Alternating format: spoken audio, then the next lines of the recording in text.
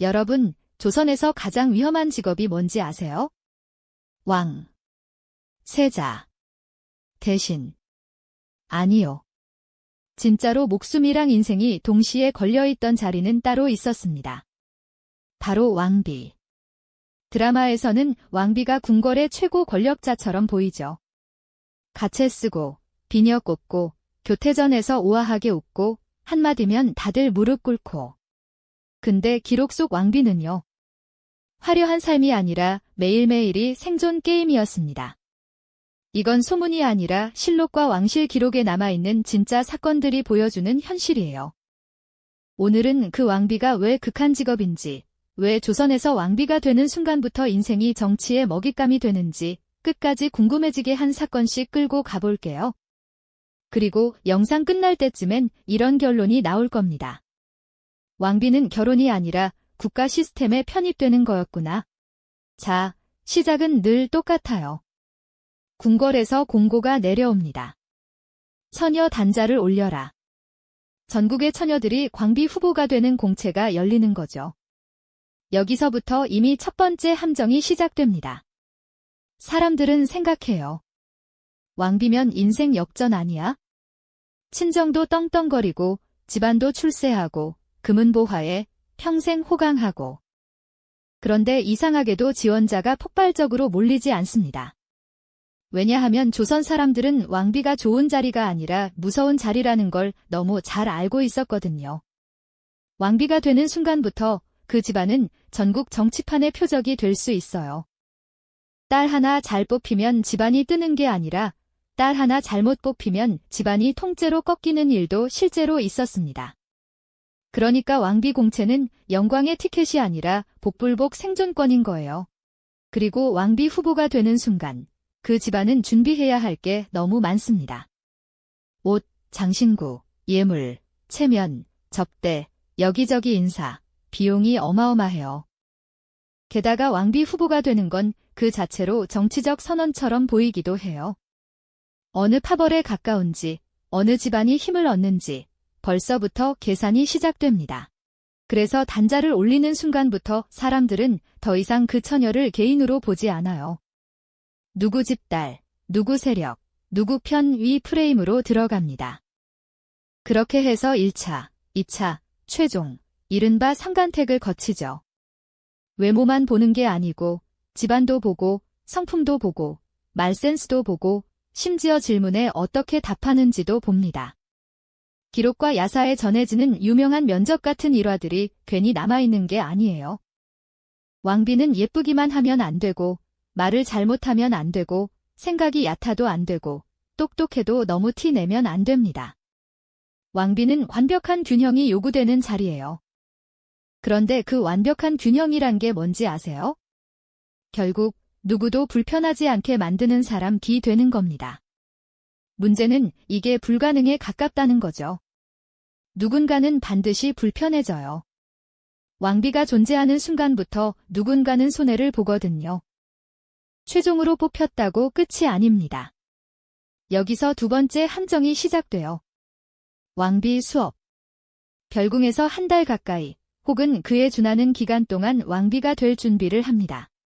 말투, 걸음걸이, 절하는 각도, 시선 처리, 옷깃 여미는 법, 궁중 예법, 제사 의례, 왕실 여성의 규범, 궁녀와 상궁을 다루는 법까지.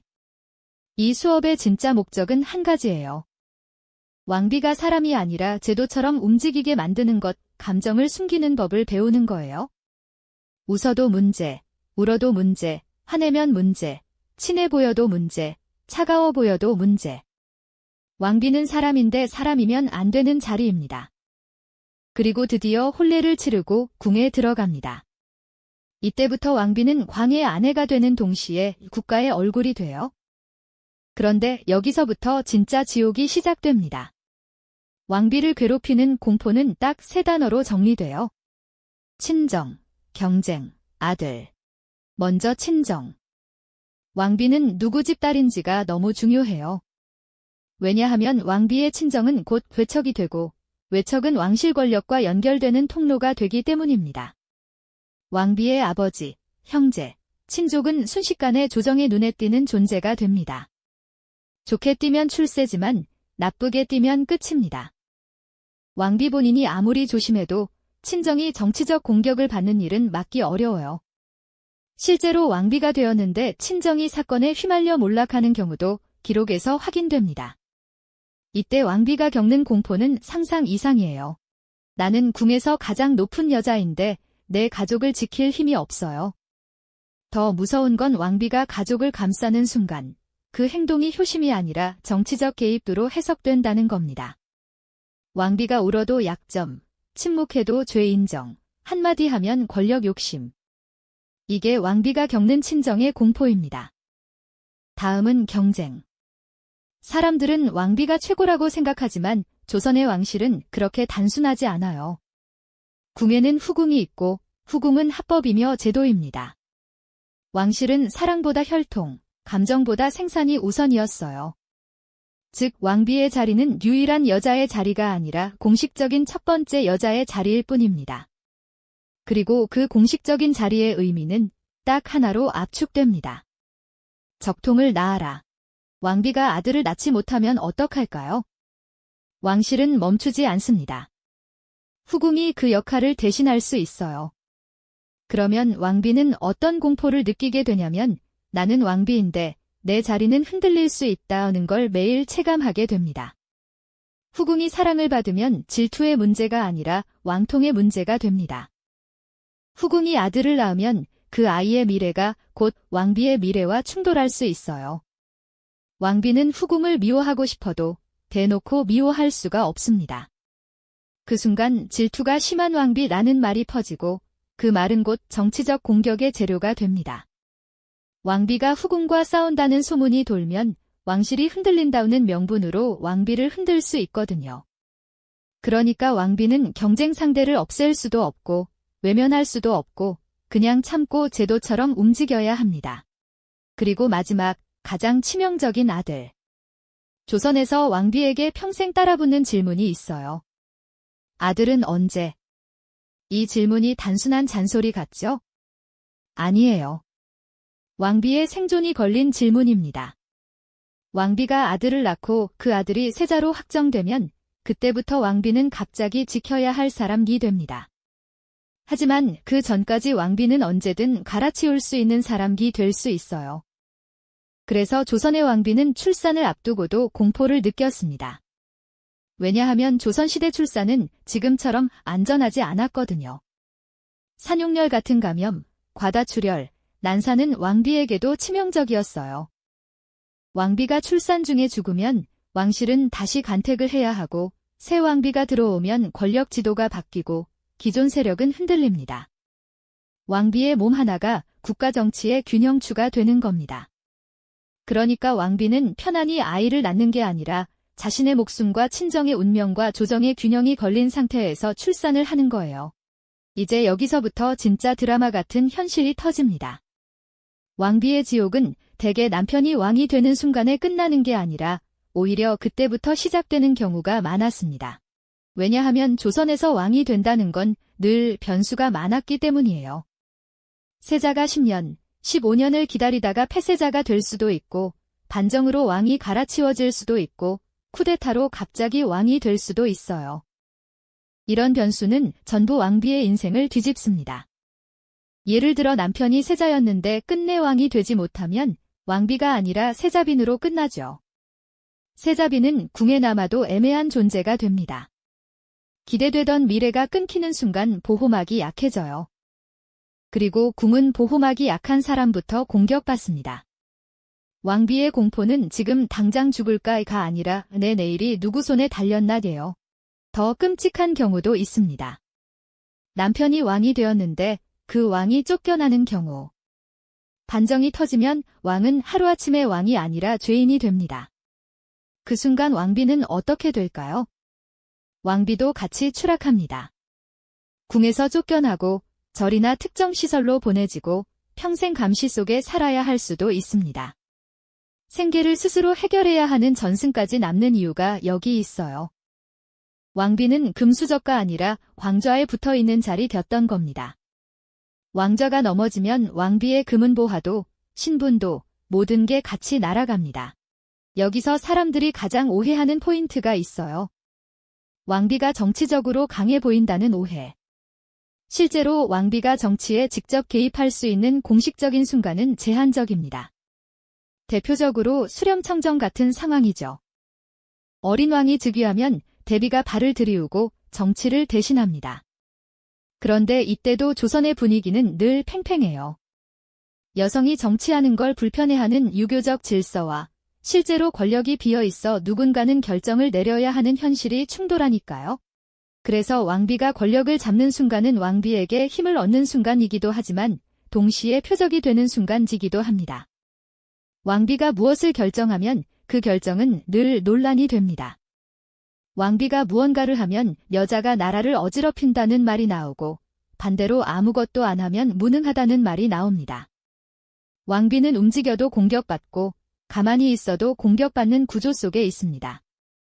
그렇다고 왕비가 항상 무기력했냐? 그렇지도 않습니다. 기록과 전승을 보면 왕비는 궁의 실무를 사실상 책임지는 관리자 역할을 맡기도 했고 궁중의례, 대소사, 후궁과 궁녀의 관리, 왕실의 재정과 물자, 그리고 외부와의 연결고리까지 신경 써야 했습니다. 우리가 드라마에서 보는 차 한 잔 마시고 꽃 구경이 아니라 궁이라는 거대한 조직을 굴리는 운영자였던 거죠. 그런데 운영자는 어떤 숙명이 있죠? 문제가 터지면 책임을 져야 합니다. 궁에서 사건이 나면 왕비는 늘 의심받습니다. 궁녀가 문제를 일으켜도 광비가 다스리지 못했다가 되고 후궁들 사이가 흔들려도 광비의 덕이 부족하다가 됩니다. 왕비의 덕이라는 말이 참 무섭죠.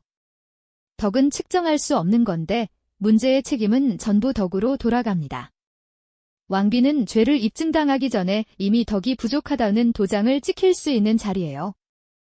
그리고 가장 현실적인 지옥 하나 더, 왕비는 정말로 궁 밖으로 거의 나가지 못합니다. 왕은 행차를 하고 사냥을 가고 능행도 합니다. 하지만 왕비는 대부분 궁 안에 갇혀있는 시간이 압도적으로 길어요. 답답함을 호소하는 편지나 이야기들이 전해지는 이유가 이겁니다. 왕비는 세상의 중심에 있는 것 같지만 실제로는 세상에서 가장 좁은 공간에 갇힌 사람일 수 있어요. 더 무서운 건 그 좁은 공간 안에서 인간관계가 전부 정치라는 겁니다. 왕비가 누구와 친한지, 누구를 챙기는지, 누구를 멀리하는지가 곧 권력의 흐름으로 읽힙니다. 왕비는 진짜 친구를 만들기 어렵습니다. 속내를 털어놓는 순간 그 말이 다음날 소문이 되고 그 소문이 조정의 무기가 되니까요. 왕비는 화려하지만 외롭습니다. 이 외로움은 감성의 문제가 아니라 생존의 문제예요. 자, 여기서 여러분을 더 끌고 가는 질문 하나 던질게요. 이렇게까지 힘든데 그럼 조선에서 왕비가 살아남는 방법은 있었을까요? 답은 단순하면서도 잔인합니다. 운과 균형 감각입니다. 왕비가 살아남으려면 친정이 너무 튀면 안 되고 후궁을 너무 밀어내도 안 되고 대비와 갈등하면 안 되고 대신들과도 부딪히면 안 되고 왕의 사랑만 믿어도 안 되고 아들을 낳는다고 끝이 아니라 그 아들이 무사히 커야 하고 그 아들이 세자가 되어도 정치의 폭풍을 견뎌야 합니다. 여러분, 이건 한 사람의 노력으로 해결되는 문제가 아니죠. 시스템이 사람을 시험하는 구조예요. 그래서 조선 왕비의 삶은 행복이 아니라 늘 위태로운 균형 위에 서 있는 삶이었습니다. 왕비는 궁의 최고 여성이지만 동시에 궁에서 가장 먼저 책임을 지는 사람이고 가장 먼저 표적이 될 수 있는 사람이었습니다. 왕비는 정치의 중심이지만 그 중심은 늘 흔들리는 곳이에요. 우리가 왕비를 부러워할 자리라고 생각하는 순간 조선의 현실은 이렇게 말합니다. 부러워하기엔 너무 비싼 자리다. 이제 마지막으로 오늘 이야기의 결론을 후킹처럼 꼽고 끝낼게요. 조선에서 왕비는 사랑으로 들어간 자리가 아니라 정치로 들어간 자리였습니다.